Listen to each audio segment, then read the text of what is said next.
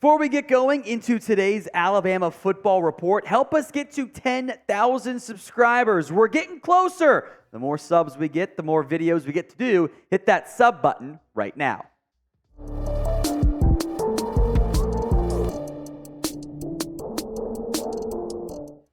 Got some Alabama football rumors and news, kind of structured around the issues that Alabama had in their disappointing Week 2 loss against Texas. Producer Chris was in shambles if you watched our post-game reaction on that one. Some negative themes that kind of tie into what's being discussed around the program right now. Let's start with the offensive line.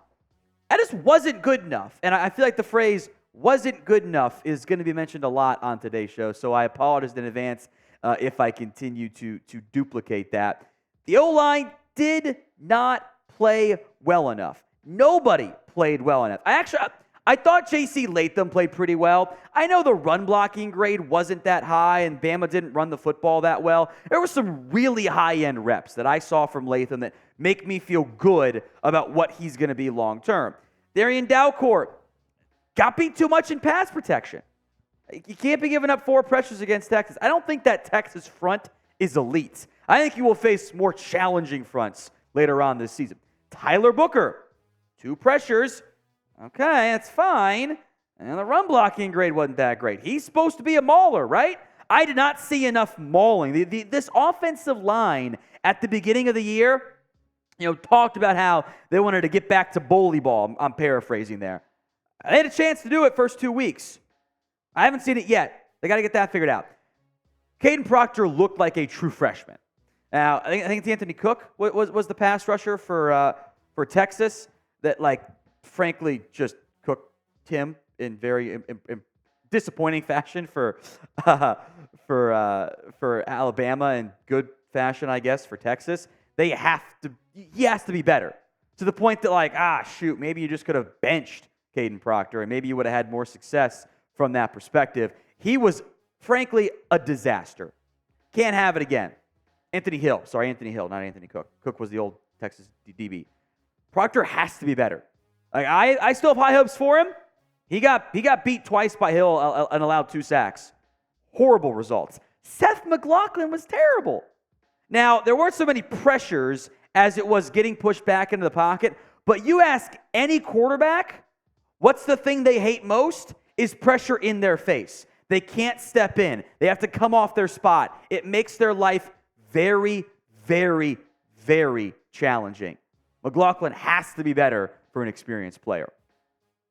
So what is your confidence level? And you can go low if you need to. In the offensive line, scale it for me from 1 to 10 at the pinned comment of today's show. If the ad comes here on YouTube, take advantage, go down there instead, and vote.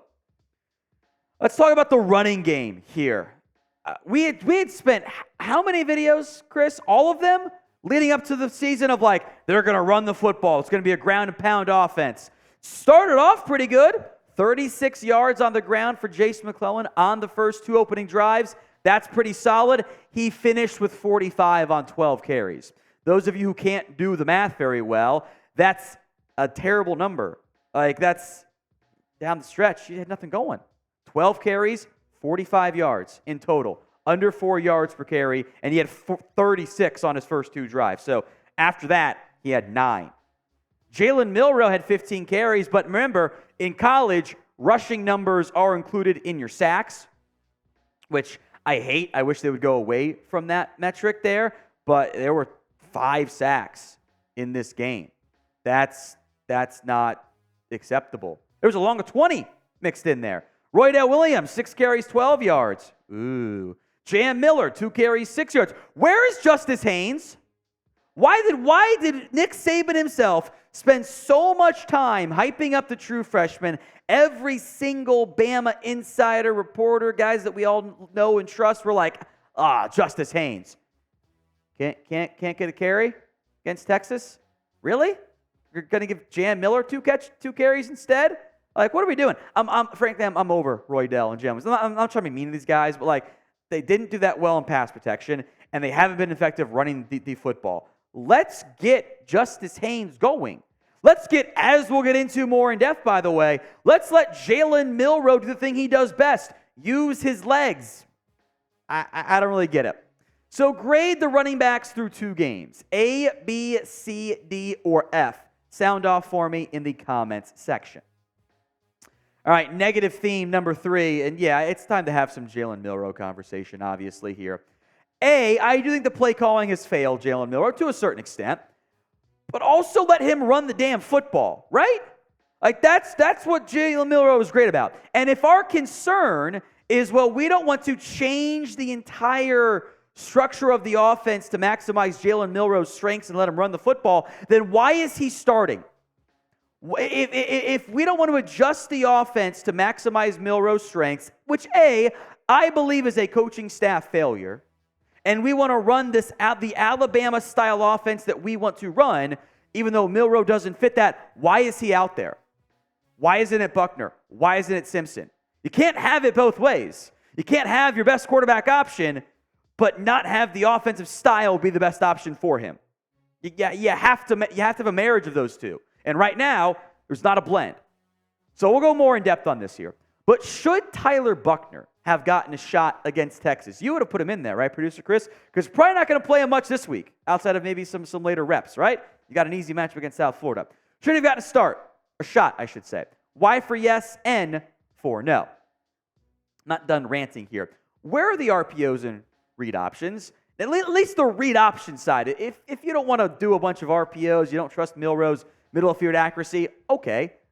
Where's your heavy play action looks? Where are your read options? Allowing the best thing your quarterback does is use his legs. Do more of that. We've seen it in flashes. Do more of it. Let Jalen cook means let him run. Not ask him to throw a bunch of consistent downfield passes. When the safeties are brought down, which they will be brought down, then you go deep.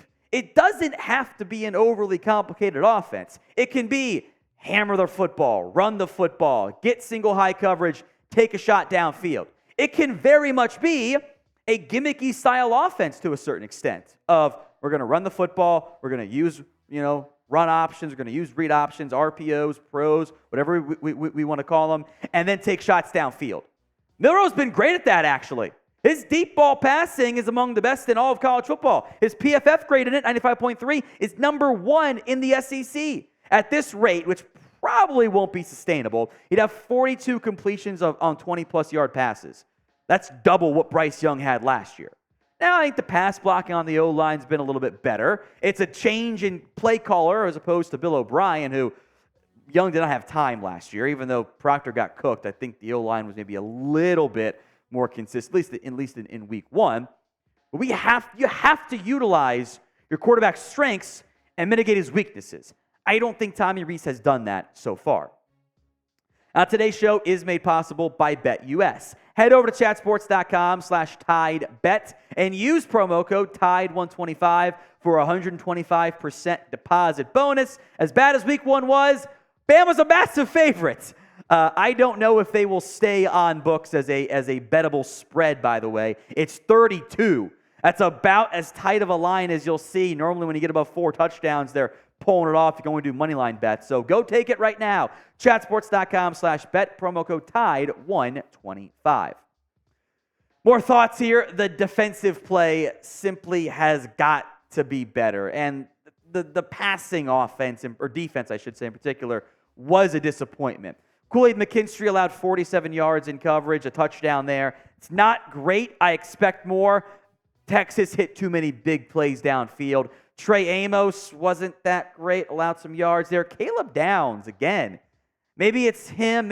Safety coverage is always tough, of like who's to blame. 118 yards, what that tells me is PFF is dinging him for miscommunications or the guy getting beat downfield. There were a lot of deep balls that Quinn Ewers and company hit. Deontay Lawson, by the way, really struggled. He did not hold up very well. I thought he was great week 1, but he really struggled in week 2. Overall, I thought the secondary was probably a little bit better, but there have been too many relative to week 1, factoring in expectations, right? The miscommunications have been there, though. The talent is there. It is a new defensive coordinator, and defensive backs get beat. That's how football works. And you're playing a great team, don't get me wrong. but it cannot be any worse than that. It has to get better moving forward. The overall inconsistencies with this team is a problem. But I don't want to blame the secondary in and of itself as to why everyone got beat in that football game. Now, there is a symbiotic relationship between your secondary and your pass rush. If one is bad, the other's not going to look very good. You got to do better from a pass rush perspective. Quinn Ewers in that football game dropped back 38 times. Bama's defense, this vaunted pass rush, got pressure on 7 of them. They had 0 sacks, 3 quarterback hits, and 4 hurries. Dallas Turner, Chris Braswell, your interior defensive linemen. You got to make more plays, man. Your secondary allowed some big plays downfield. Your pressure has to help out. It has to be both of them. You are not going to win football games allowing 34 points scored. Remember what this team was, especially 21 in the fourth quarter. Remember, this team was supposed to be defense and ground control. Neither of those were good in week 2. Maybe the most concerning thing for me, and this is something that producer Chris was livid about, by the way, the overall mentality. What are we doing after the game? Like, I'm not saying that effort isn't there or that this team is lazy. No. But Amari Niblack, and this is just indicative, goes on Instagram Live after the loss. He's smiling. He's happy. He's got all these viewers. Are you not feeling bad? The guy just got embarrassed. Like, is Amari Niblack and this team satisfied catching, 2 passes for 45 yards and a score? It's great that he did. You lost. You're really going to go, I hate when players do this. Why are you going on IG Live after a loss? Even if you're okay mentally, it's a terrible look. Deontay Lawson was getting bullied out there on the field.